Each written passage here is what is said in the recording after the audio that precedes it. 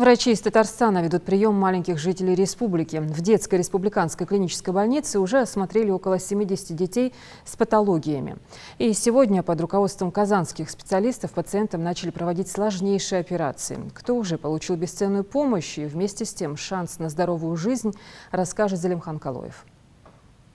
Операция за операцией. График врачей из Татарстана расписан по минутам. На сегодняшний день запланировано более 10 оперативных вмешательств. Процедуры медики проводят в 2 операционных одновременно. Диагнозы у маленьких пациентов самые разные. Врачи сейчас проводят оперативное вмешательство 2-годовалому малышу с тяжелыми патологиями, в том числе и по восстановлению проходимости кишечника. После часовой работы приезжих медиков в тандеме с ингушскими врачами операция прошла успешно.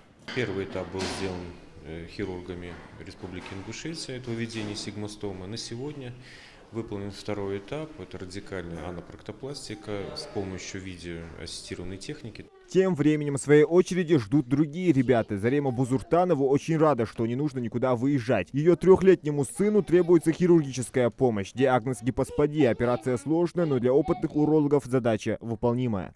Не совсем простая операция, конечно. Волнуетесь? Ну, есть немножко. Это уже 10-й приезд опытных врачей из Татарстана в Ингушетию. Накануне медики провели консультативный прием более 70 маленьких пациентов с тяжелыми случаями патологии детской урологии. Из них для оперативного лечения были отобраны 30 пациентов. Стандартно у нас хирургическая, абдоминально-хирургическая патология и уроандрологическая патология. Врачи из Татарстана приезжают в Ингушетию в рамках соглашения между Минздравами республик, заключенным еще в 2013 году. За это время хирурги из Казани прооперировали более 500 ингушских детей с патологическими отклонениями. ДРКБ оснащена всем необходимым современным оборудованием. И самое главное, ингушские медики охотно перенимают опыт у своих коллег. Здравоохранение не стоит на месте, оно развивается, есть новые методы, новые доступы по оперативному вмешательству. Поэтому здесь идет постоянный обмен опытом между нашими специалистами.